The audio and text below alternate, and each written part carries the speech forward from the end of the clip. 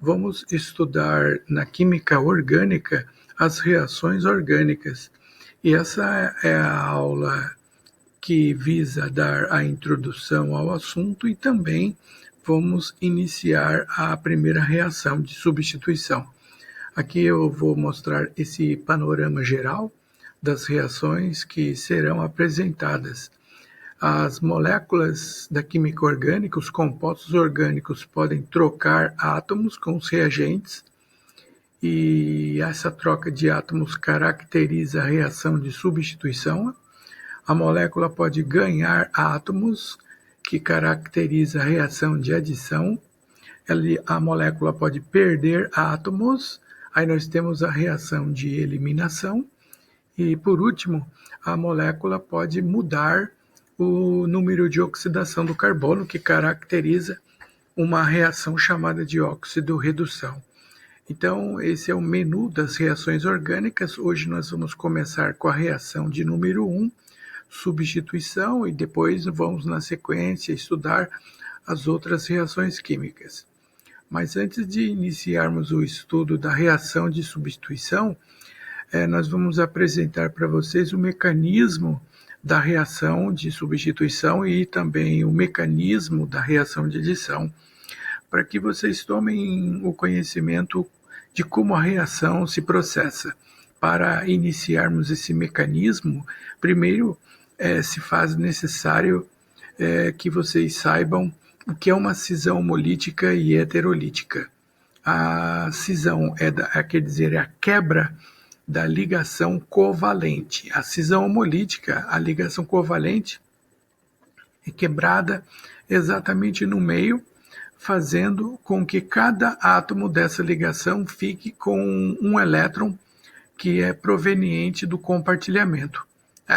Os átomos de cloro estão compartilhando um par de elétrons. A cisão homolítica quebra no meio a ligação covalente, e aí nós teremos dois átomos de cloro com, digamos assim, um par de elétrons livres.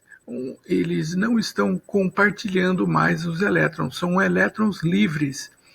E essas substâncias que estão com elétrons livres, um par de elétrons não compartilhado, nós denominamos de radicais livres. Muito provavelmente já é do seu conhecimento, vocês já devem ter ouvido falar, certo? Nesses chamados radicais livres, que são espécies de átomos que possuem elétrons desemparelhados, que por sua vez são muito reativos, ok? E a cisão heterolítica, a ligação covalente é quebrada de tal maneira que um átomo fica sem o par de elétrons da ligação covalente, e o outro átomo fica com o par de elétrons da ligação covalente.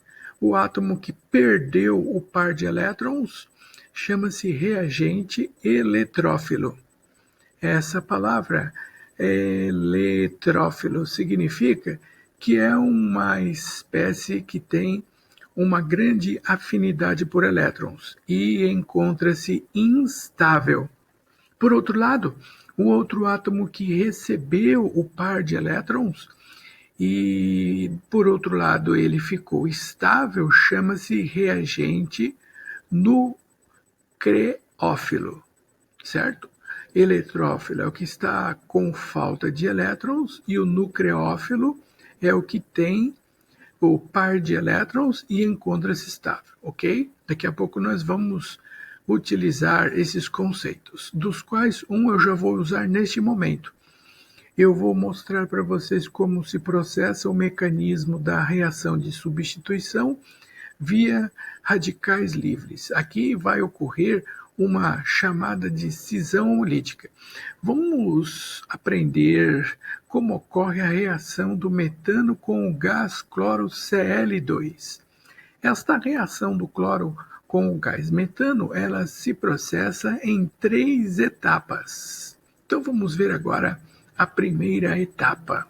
Muito bem, a primeira etapa eu vou pegar aqui o cloro, o Cl2, né, que nós já vimos, nesse caso, que o átomo de cloro ele possui 7 elétrons na última camada, e dessa maneira esses átomos estão compartilhando um par de elétrons.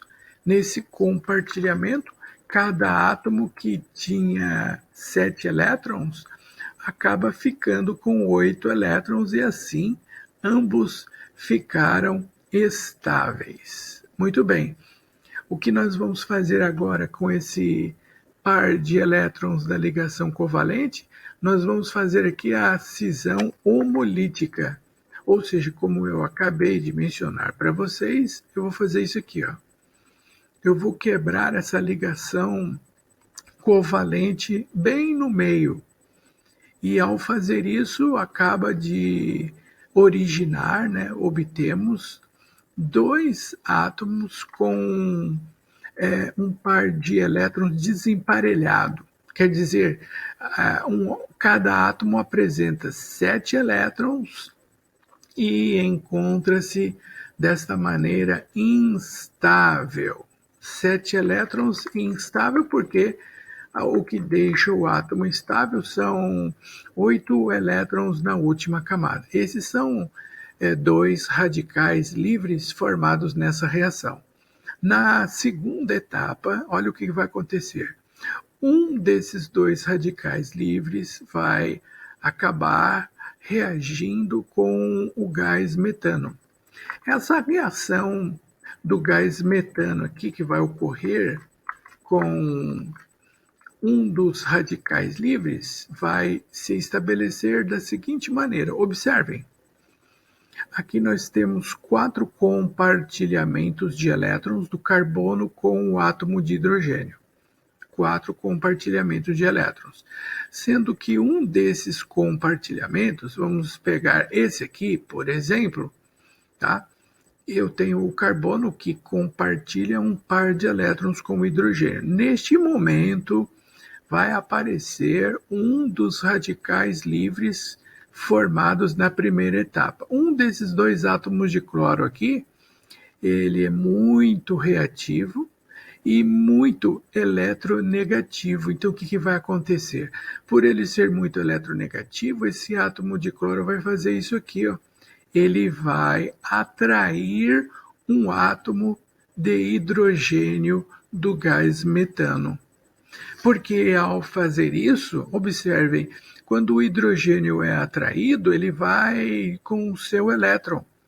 E com o elétron junto do hidrogênio, ele acaba usando esse elétron e acaba compartilhando um par de elétrons com o átomo de cloro.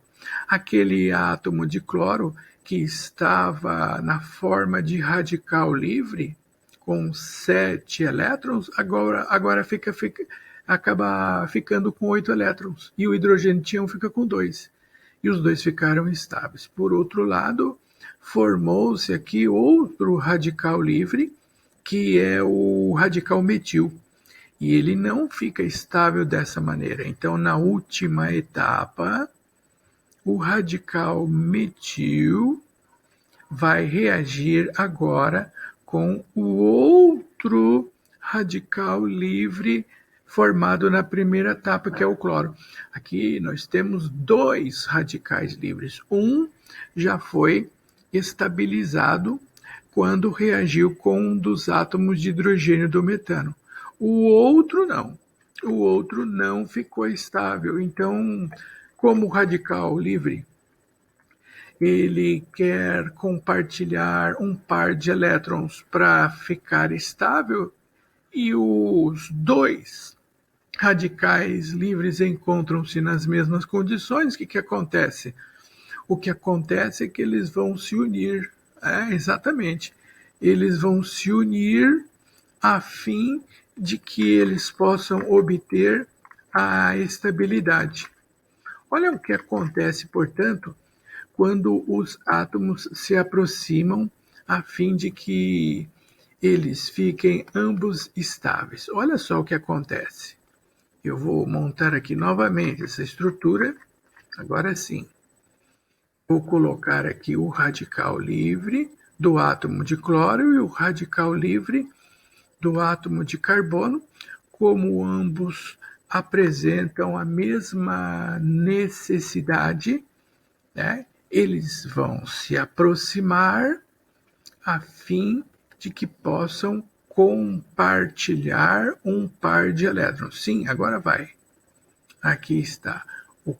Eles se aproximam para fazer o compartilhamento de elétrons. Então, aqui nós temos o átomo de carbono, que está agora compartilhando um par de elétrons com o átomo de cloro, e assim formou-se o cloreto de metila ou clorometano. Aí está o mecanismo dessa reação, que ocorre em 3 etapas. Agora, se eu somar essas 3 etapas, observem só o que vai acontecer ao fazermos a soma dessas reações. Primeiramente, para fazermos essa soma, eu vou passar um traço aqui embaixo, tá? E vou somar essas reações. E nessa soma, o que tiver igual em lados opostos, então eu vou cancelar. Muito bem. O que tem em lados opostos que eu posso fazer o cancelamento? Tá, então vamos ver aqui. Substâncias iguais em lados opostos, primeiramente eu tenho aqui, ó, observem, os radicais livres. Sim, um dos radicais livres, ele vai ser cancelado do lado direito nos produtos com o lado esquerdo dos reagentes. Por exemplo, digamos que um dos radicais livres seja esse daqui. Então, eu cancelo um radical do produto com um dos reagentes. Quem mais? Eu posso cortar, além disso, um radical metil aqui, observem. Um radical metil do lado direito com um radical metil do lado esquerdo. Que mais? Tem algo que eu possa cancelar igual em lados opostos? Deixe-me ver aqui. Cancelei um radical metil com um halogênio. Aqui também outro radical livre, ó, com um cloro com um par de elétrons desemparelhado com outro do lado esquerdo. Bom, após fazermos o cancelamento de todas as substâncias que são iguais em lados opostos, agora eu vou somar o que sobrou. Então, aqui do lado esquerdo, primeiramente, então eu tenho o gás metano, que é o CH4, mais o Cl2, que é o cloro, né? O cloro gasoso. E como produto dessa reação, formou-se aqui o cloreto de metila, ou clorometano, como queira, mais o HCl.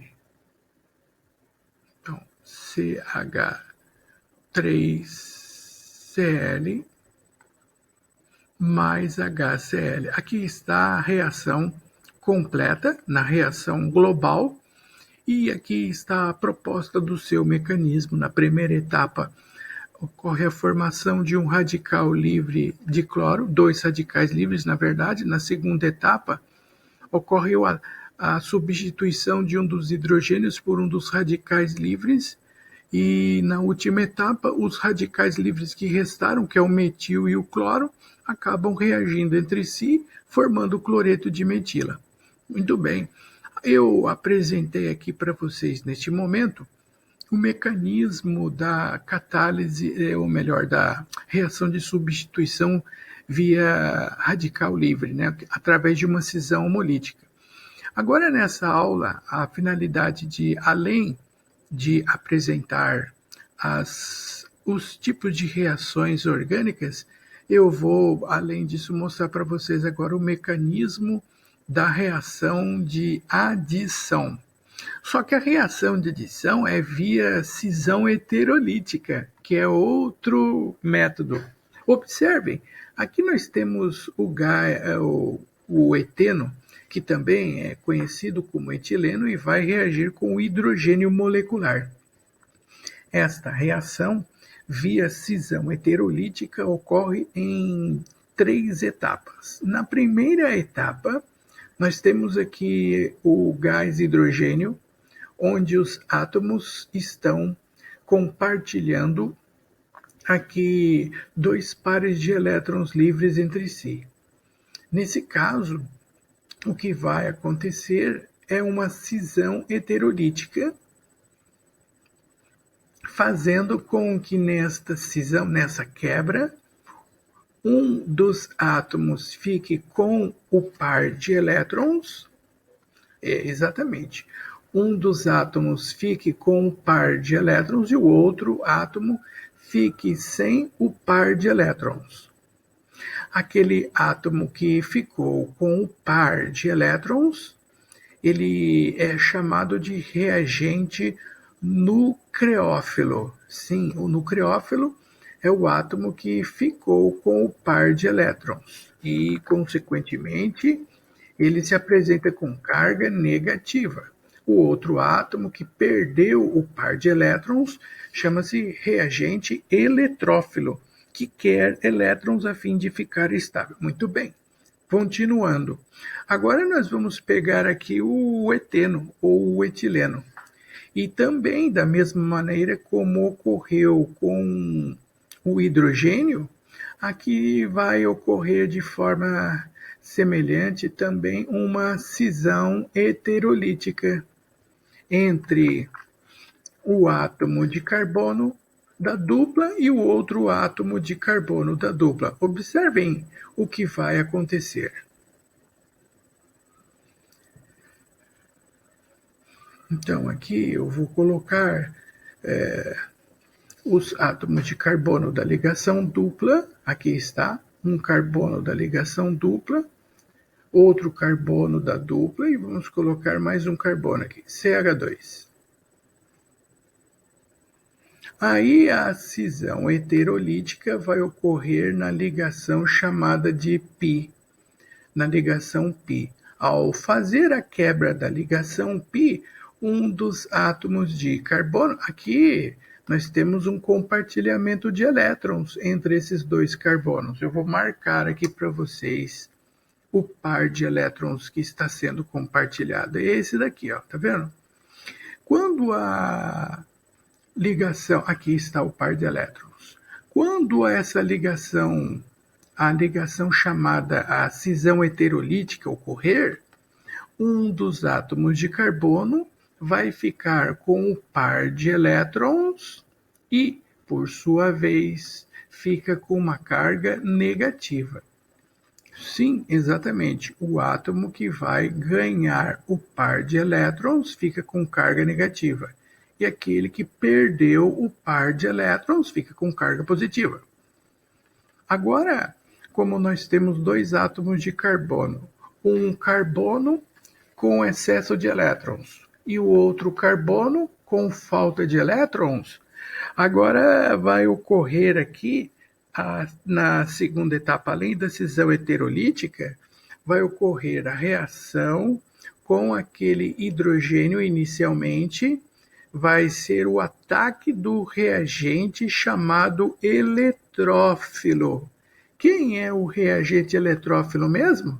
Ah, sim, é o átomo de hidrogênio que não tem nenhum elétron. Mas quando ele olha para essa estrutura do átomo de carbono, ele vê aqui um carbono com uma carga negativa. E aí você já sabe o que vai acontecer, né? Cargas com sinais opostos, o que acontece? Se atraem. Exatamente. Cargas com sinais opostos se atraem. Então aqui nós já tínhamos um carbono com uma carga negativa, e aí esse átomo de hidrogênio, ele atacou no sentido que ele vai se ligar ao átomo de carbono que tem uma carga negativa. Vou repetir, cargas com sinais opostos, elas se atraem. olha o que aconteceu. Esse átomo de hidrogênio, que é o eletrófilo, ou seja, que está com falta de 2 elétrons, ele vai atacar o carbono que tem um par de elétrons que ele precisa. Mas em compensação, aqui nós temos um carbono que está com falta de elétrons. Esse carbono do lado esquerdo, ele está com uma carga positiva. Tá? Então, na última etapa, na terceira etapa, nós vamos pegar aqui esse carbono que está com carga positiva, com falta de elétrons. Agora esse CH2 ligado a esse hidrogênio, eu vou colocar CH3 aqui, tá? Vai se ligar ao átomo que está sobrando aqui, né? O que está sobrando? O nucleófilo. Exatamente. O nucleófilo é o átomo de hidrogênio que está com excesso de elétrons. Então, agora na etapa B, na segunda etapa, vai ocorrer o ataque do reagente nucleófilo a esse carbono com carga positiva. E aí você já sabe o que vai acontecer, né? Cargas com sinais opostos, o que acontece? Se atraem. Então, nesse caso, o reagente que está com excesso de elétrons é atraído pelo átomo de carbono que está com falta de elétrons. E assim nós encerramos esta reação, e a terceira etapa mostra que, ligado àquele átomo de carbono que estava com carga positiva, ligou-se ao hidrogênio com carga negativa. E antes já tínhamos a ligação de um dos hidrogênios, que era o eletrófilo, que acabou se ligando ao carbono com carga negativa. Bem intuitivo, né? Bom, agora eu vou somar essas 3 etapas. E no resultado dessa soma, vou fazer igual ao caso anterior. Tudo que for igual, que estiver em lados opostos, eu vou cancelar, ok? Veja só o que vai acontecer quando eu passar aqui um traço e somar as 3 equações. Ok, agora vai. Vamos somar as 3 equações agora. Muito bem. Quais são as substâncias que estão em lados opostos para eu cancelar? Bom, primeiro deixe-me ver. Eu posso cancelar aqui, ó, esse eletrófilo formado na primeira etapa com o nucleófilo que foi consumido na segunda etapa. Muito bom. Então vamos fazer esse cancelamento aqui. O primeiro cancelamento. O eletrófilo formado na primeira etapa, agora sim, com o nucleófilo que foi o mesmo formado na primeira, foi consumido na segunda. O que mais? O outro que eu posso cortar é o nucleófilo formado na primeira etapa, e ele é cancelado com o nucleófilo que foi consumido na primeira etapa. O que mais? Outro que eu posso cortar aqui vai ser agora, vou cortar esse intermediário aqui, ó, esse composto que tem um átomo de carbono com a carga positiva. Muito bem, deixa eu cortar ele aqui então. Vai ser esse produto aqui da segunda etapa com esse reagente da primeira etapa. Feito todos os... faltou um cancelamento? Não, não faltou nenhum, foi tudo já. Copiando o que sobrou, então nós temos aqui o resultado daquela reação inicial, onde o eteno, CH2 ligado ao reagindo com o hidrogênio molecular, temos como produto dessa reação o etano. Esse é o mecanismo da reação chamada de adição. Eu aqui, nesse momento, apresentei os mecanismos das duas reações, certo? Mas, após esse mecanismo, eu vou agora apresentar a reação de substituição e na próxima aula, da próxima semana, eu vou mostrar para vocês a reação de adição. Se bem que os mecanismos das duas reações já foram apresentados, né? Meu programinha está nervoso hoje aqui, viu, pessoal? Mas vamos com calma que ele vai me ajudar. Muito bom. Então vamos começar aqui com a reação de substituição nos alcanos. Aqui está. Na reação de substituição nos alcanos, eu vou pegar aqui um alcano genérico com essa fórmula molecular, RH, tá bom? Só para ilustrar um alcano qualquer. Muito bem. A reação de substituição, agora eu não vou mais fazer o mecanismo, não será necessário. Eu vou apenas mostrar para vocês um esquema como essa reação de substituição ocorrerá. Aqui são os reagentes que eventualmente aparecem na reação de substituição. Um halogênio, depois o ácido nítrico e, por último, o ácido sulfúrico. Muito bom. Primeiramente, vamos pegar o cloro. A substituição se dá da seguinte maneira, então. Um dos átomos de cloro acaba se ligando a um hidrogênio do hidrocarboneto. Aqui forma-se um produto que é o HCl. Por outro lado, quando saiu o hidrogênio para ligar-se com o cloro, formaram-se dois radicais livres, a cadeia carbônica e o outro átomo de cloro. Neste momento, já que os átomos que restaram ficaram instáveis na forma de radicais livres, o que vai acontecer é que um vai se ligar ao outro. E desta forma, no primeiro produto dessa reação, nós temos um haleto orgânico. Aqui eu usei o cloro, pessoal, mas poderia ser o iodo, poderia ser o bromo, por exemplo, mais HCl. Certo? Essas reações de substituição são reações que exigem muita energia para isso ocorrer e o meio na qual elas devem se estabelecer é em luz e calor. Luz é representado pela letra grega lambda e calor por esse triângulo que nós já estamos, digamos, habituados a fazer uso. Essa primeira reação que ocorre a substituição do hidrogênio por um halogênio, chama-se halogenação. Halogenação, ok? Muito bem. Agora nós vamos fazer aqui a reação de substituição do hidrogênio através da reação com o ácido nítrico.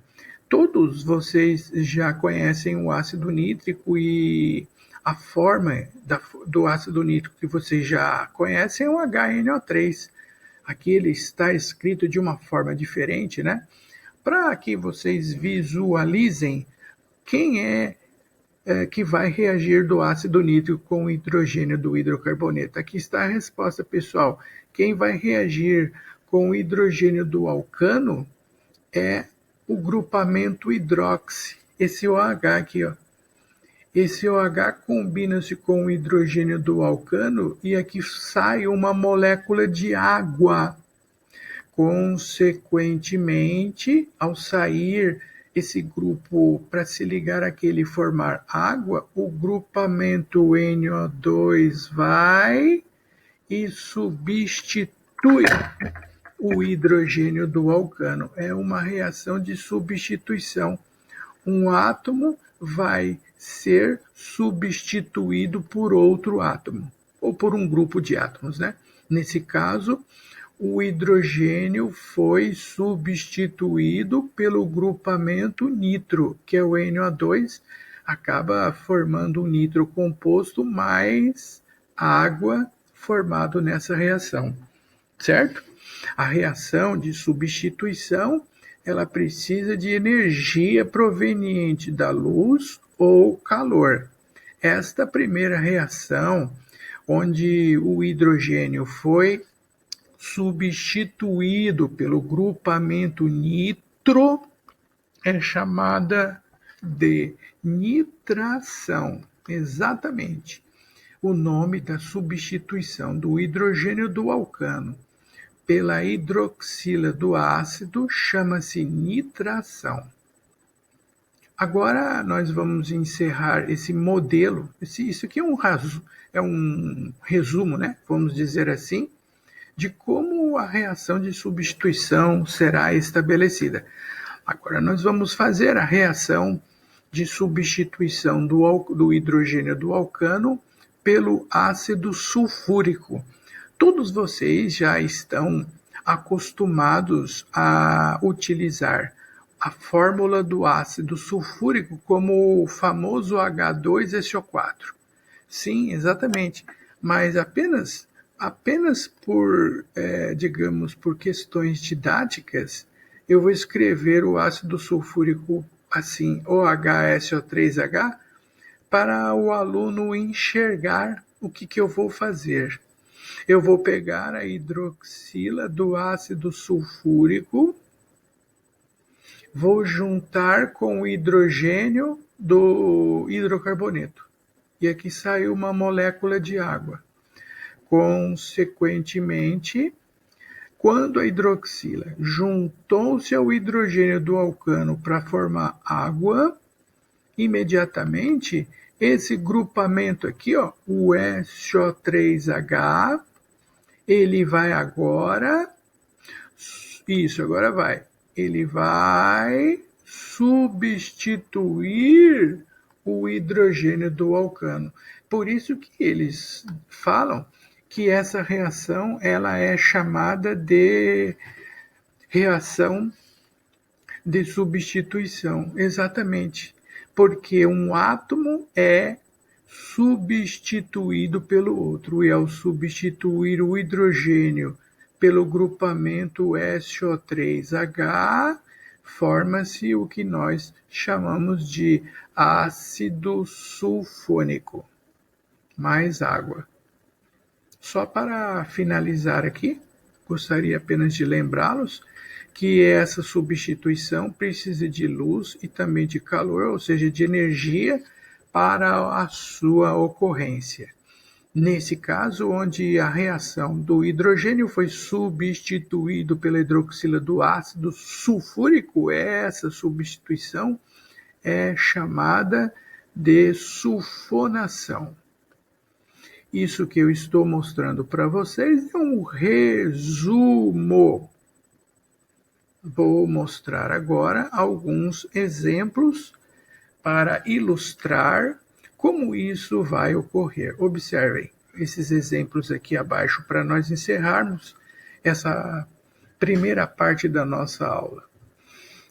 Na sequência, na semana que vem, depois eu vou apresentar para vocês a reação de substituição nos compostos chamados de aromáticos, na próxima aula. Muito bem, aqui nós temos um exemplo então. Primeiramente, nós temos a reação do gás metano com o cloro, que inclusive foi um dos exemplos que eu usei no mecanismo da substituição via cisão homolítica. Como então são 4 hidrogênios, um deles eu vou escolher para se ligar a um dos átomos de cloro, e aqui forma o HCl. Quando esses átomos combinam-se entre si para formar o HCl, depois, em seguida, os átomos que restaram, que encontram-se na forma de radicais livres, eles se unem, agora vai, esses aqui se unem a esse carbono, e nessa união, os dois átomos adquirem estabilidade. Aí forma o H3CCl mais o HCl. Agora, se eventualmente ele colocar assim, faça uma halogenação total. Você me pergunta, PC, o que é uma halogenação total? Eu te respondo, total significa que eu vou substituir os 4 átomos de hidrogênio do metano. Por isso eu coloquei 4 compostos Cl2. Porque um Cl2 substitui um hidrogênio do metano. O segundo Cl2 vai substituir o segundo hidrogênio do metano. O terceiro Cl2 substitui o terceiro hidrogênio do metano. E o quarto Cl2 substituirá o quarto hidrogênio do metano, formando 4 mols de HCl. Isso você faz quando ele disser que a halogenação ela é total. Significa que você, na halogenação total, vai substituir os 4 hidrogênios do metano por 4 átomos de cloro individualmente, né? Cada cloro substitui um dos hidrogênios. Agora vai. Substitui um hidrogênio do metano, formando HCl. Substitui o segundo hidrogênio, formando HCl. Substitui o terceiro hidrogênio, formando HCl. E substitui o quarto hidrogênio, formando 4 mols de HCl. Bom, muito bem. Agora vamos fazer a reação de substituição do propano com o Cl2. Neste momento, o aluno vai falar, bom, quando eu tinha que substituir um dos hidrogênios do metano pelo cloro, eu olho qual hidrogênio eu vou substituir. Qualquer um, eles são todos iguais. Mas isso não vai acontecer agora. Quando o cloro substituir um hidrogênio do propano, qual hidrogênio que ele vai substituir? Nós temos 3, 4, 5, mais 3. Eu tenho 8 hidrogênios.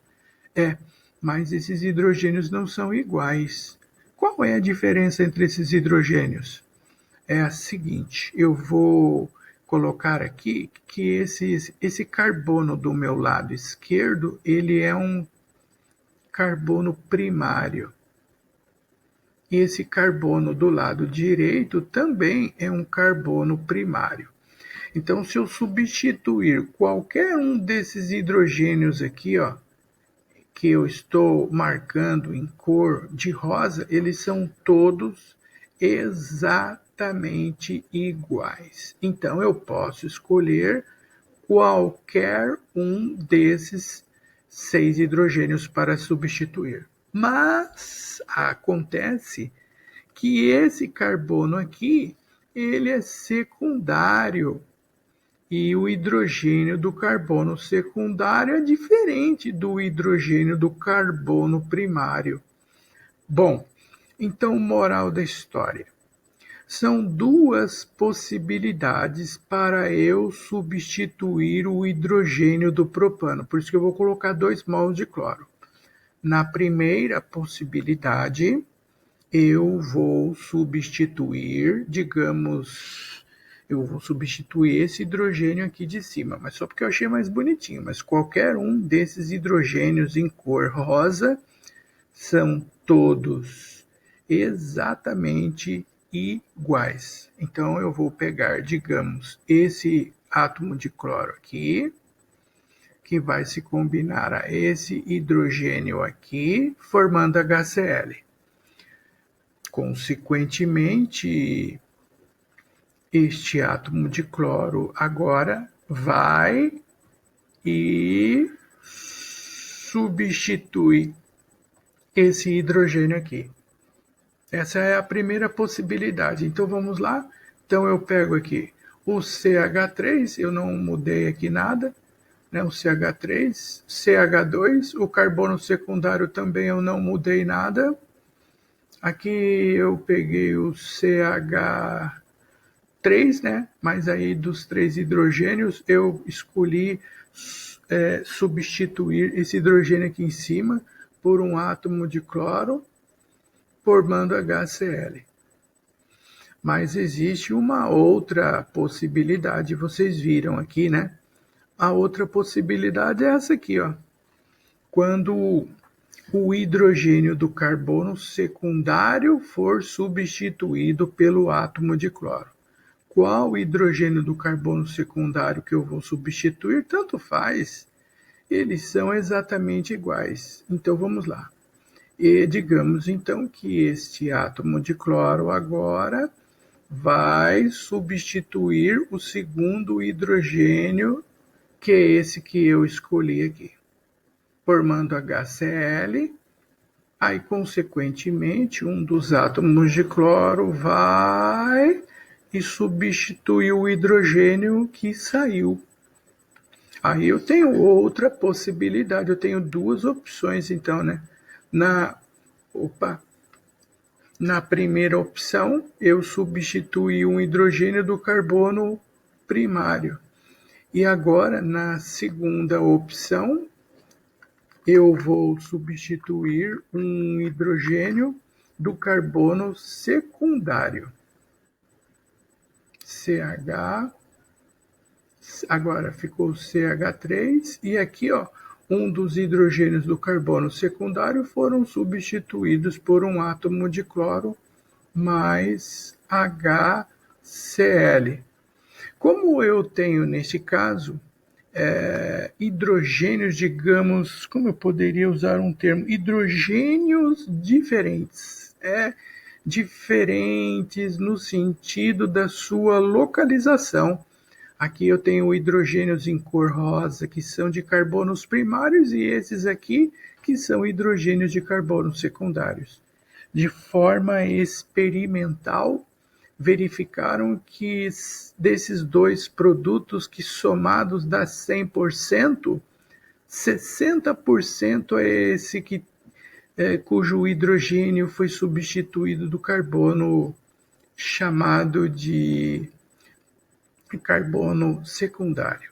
E 40% do total de 100% foi referente à substituição do hidrogênio do carbono chamado de carbono primário. Agora, é claro que o aluno vai questionar, né? Ele vai perguntar, mas PC, se eu tenho dois produtos, como você falou, cujo total ele é de 100%, por que não poderia ser meio a meio, 50% de um produto e 50% do outro produto? Tem que ser 60% do 2-cloropropano e 40% de um cloropropano, porque qual é a explicação?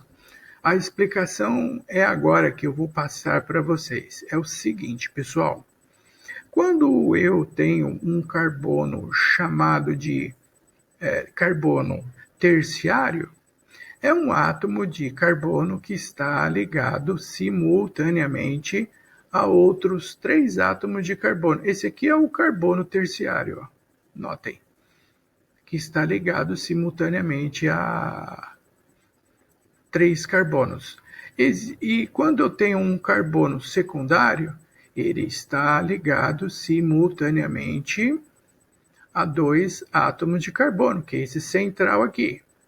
Mas o chamado de carbono primário é aquele que está ligado a, no máximo, um átomo de carbono ou nenhum átomo de carbono. Ok? Então, eu vou marcar aqui. Esse é o carbono terciário, esse é o carbono secundário e esse é o carbono primário. Tanto da esquerda quanto da direita. Mas eu vou pegar só um. Quando esses átomos de carbono estão ligados entre si, existe um efeito que um átomo de carbono ele acaba empurrando elétrons no outro carbono. Como é que é? Repete. Um carbono empurra elétrons no outro carbono? Sim, por quê? Porque o carbono é um átomo eletropositivo. E por ser eletropositivo, a tendência é dele empurrar elétrons no carbono e, consequentemente, isso deixa o carbono terciário e aqui também o carbono secundário com uma, digamos, uma alta densidade eletrônica. Só que essa chamada de densidade eletrônica, ela é, digamos assim, proporcional, exatamente. A densidade eletrônica ela é proporcional ao efeito produzido pelos átomos que estão empurrando elétrons no carbono. Essa é a densidade eletrônica do carbono primário. Digamos, essa é a densidade eletrônica dos elétrons do carbono secundário, veja que está aumentando. E no carbono terciário é o que possui esse efeito de forma mais intensa. Por este motivo, nós podemos concluir que, ao substituir um hidrogênio do átomo de carbono do alcano, a preferência que deixa o composto mais estável é substituir o hidrogênio do carbono terciário, em primeiro lugar. Em segundo lugar, preferencialmente substituir o hidrogênio do carbono secundário. E, por último, preferencialmente substituir o hidrogênio do carbono primário. Por isso que numa mistura de dois compostos, onde eu tenho aqui um carbono secundário e um primário, por isso que 60% desse produto corresponde ao hidrogênio que foi substituído do carbono secundário, porque ele é mais reativo que o primário. Pronto, é isso aí. Agora, e a porcentagem PC? Eu tenho como calcular isso? Não.